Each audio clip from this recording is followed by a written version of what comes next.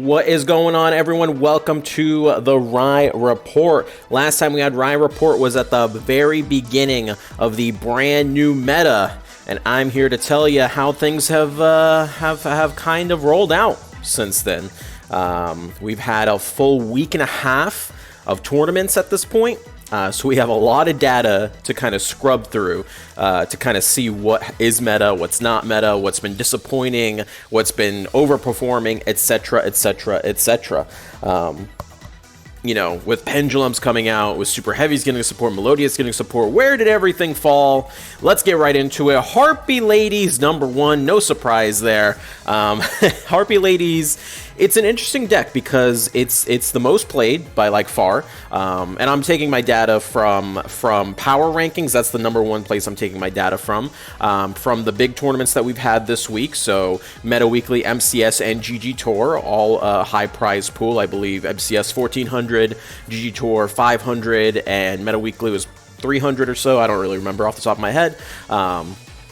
But those are all the large prize pool tournaments that we've had that this data comes from. And then the week of data that has not been reported yet by anywhere, which we host here at DLE. So we're kind of taking like that 1 week kind of future sight into account as well. And by far, Harpy Ladies has the most entry, the most tops, but not necessarily always the ones winning the tournament. They, just from overwhelming sheer numbers, get to top 8 very easily.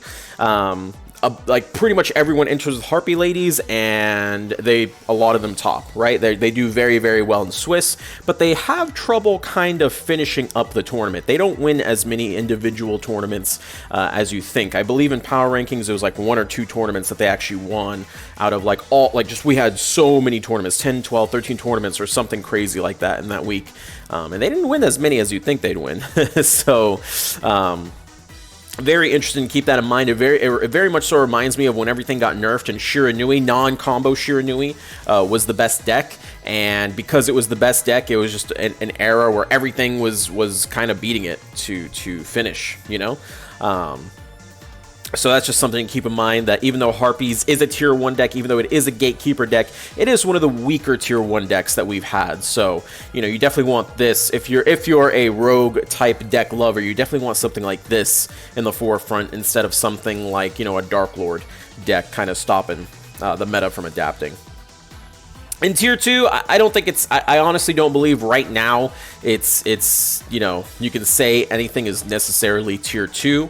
I know some people have certain decks in mind, like, you know, Gaia or Blue Eyes or something like that, but the data just does not support a tier 2 deck right now. Harpies have an overwhelming amount of top cuts as well as entries. The only thing they don't have an overwhelming amount is victories, and the victories are kind of shared among all the other decks.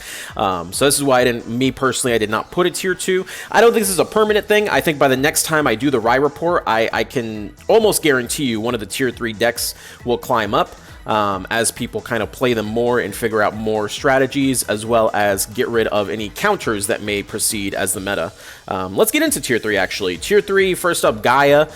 This is one of the ones that I expected to be tier 2. But it's just not being played as much as you'd think. There was a couple days where there wasn't Gaia, and Fire King was kind of all over the place. But then as soon as Gaia was like playable again, all the Fire Kings disappeared. And that's as much as an impact Gaia has had in the metagame. In terms of actually doing anything in the tournament scene, they did pretty much tie for last place in the power rankings, and they haven't really done much beyond that. You know, they have actually a pretty good matchup against the other tier 3 decks, you know, with Galloping Gaia being able to handle the Melodious and the Water Exceed kind of well, especially, you know, Melodious not being able to activate something like Score in the battle phase is really, really nice. But it just hasn't really done anything right now.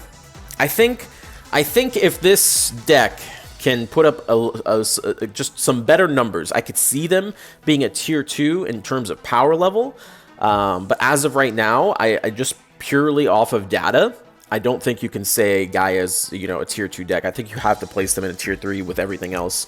Like Melodious, for example. Melodious really has only exploded less than a week. They have not gotten many tournaments to actually play with and optimize their deck, and they've been climbing up there. I think it's safe to say that they are a tier 3 deck.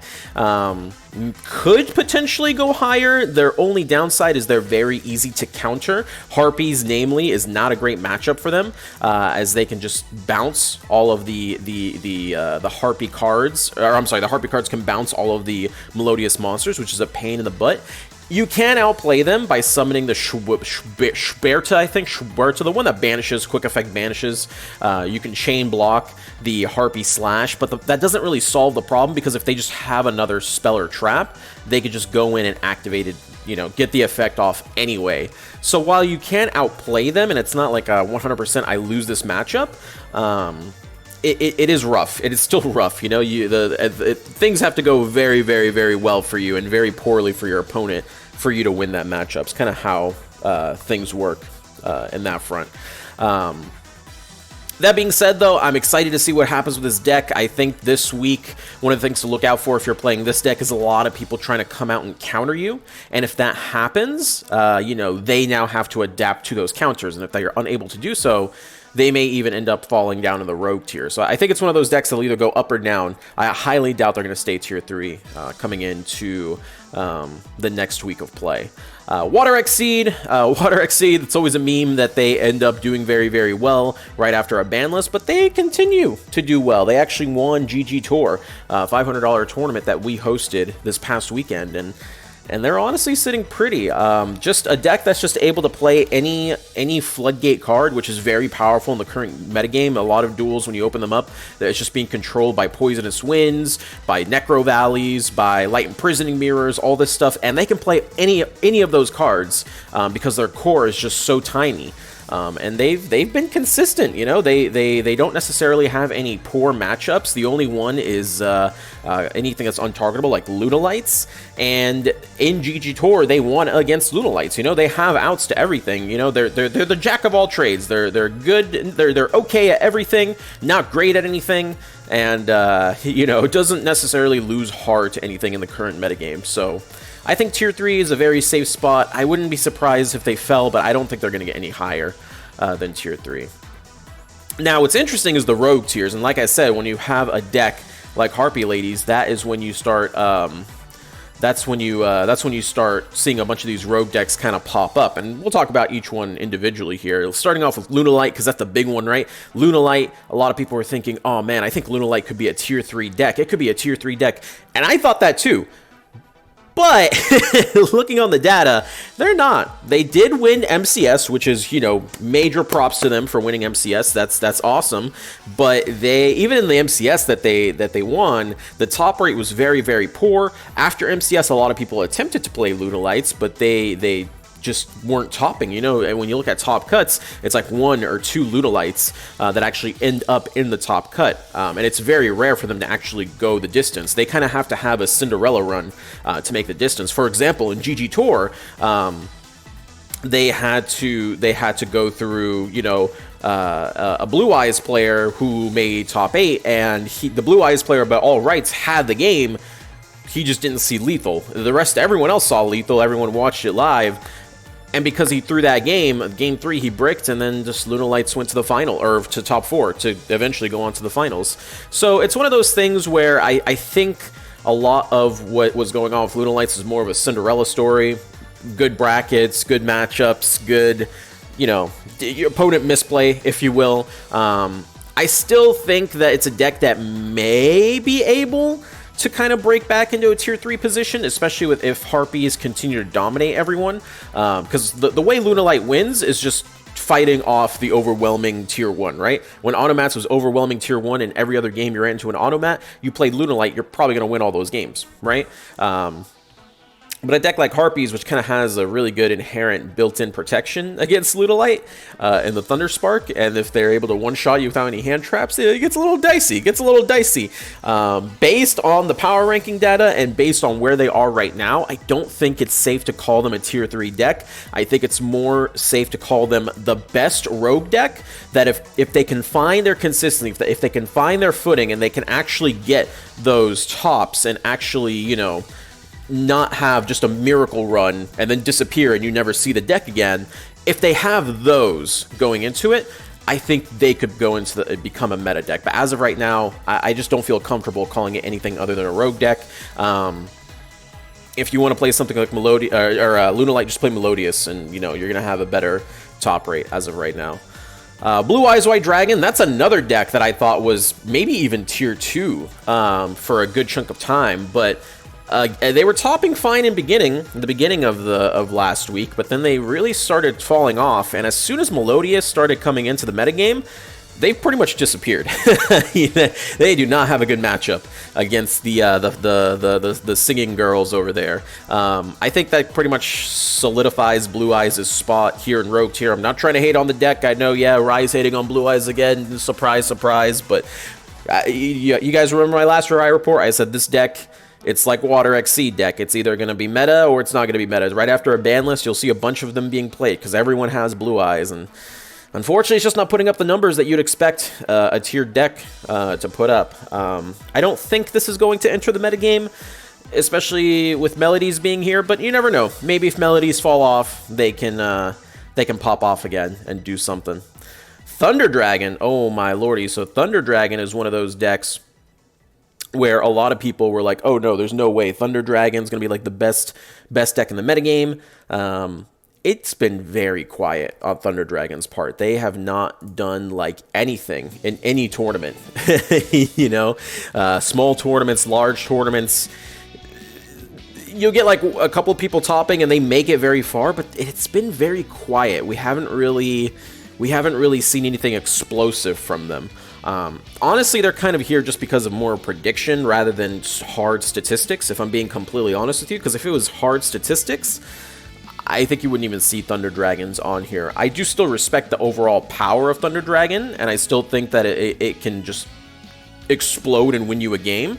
So I'm not willing to take it off quite yet, but it's definitely one of those where by next week, if it's not in the meta, it's probably just gone from the list altogether. And then lastly, Red Dragon Archfiend. They actually won a tournament, crazy enough, a couple days ago. And they've been getting some respectable tops. It's not a high topping rate. That's what kind of makes it rogue right now. But it's not as bad as I initially thought anyway that it was going to be. I thought this deck was just going to be dead as hell. But here we are. They're still hanging on, and they're still technically going to get a minor buff when the skills actually change, which is kind of interesting. I don't think they're going to change from any of the synchros they currently play, but they will be able to play Fiend synchros. Whether or not that changes them at all, I personally have not looked at the Fiend synchros to really, take that into consideration, but we do have to acknowledge it's there, because, something might happen with that. You never know. So the fact that they're still winning, they won a tournament, they're getting respectable tops, it kind of says a lot. It's probably on the weaker end of the rogue decks, but yeah, it's RDA is still here, baby. Let's see how far they can go. But that's pretty much going to be it from me. Quick recap, Harpies are warping the entire meta, and you kind of have to, think of Harpies first among anything else. Melodious is on the rise, which is super interesting. And then everything else has kind of been underperforming. I think we're going to have a very interesting meta start to develop here after people, start playing the decks that are actually powerful instead of the decks that they think might be powerful in the upcoming weeks. Side deck for Melodious, you have to still respect Lunalights because they are best of the rogues, potentially meta deck. Probably don't have to worry too much about Blue Eyes or Gaia, Thunder Dragon, RDA. You don't see a whole bunch of those, but you still see them from time to time. And that's pretty much it. I hope you guys enjoyed the video.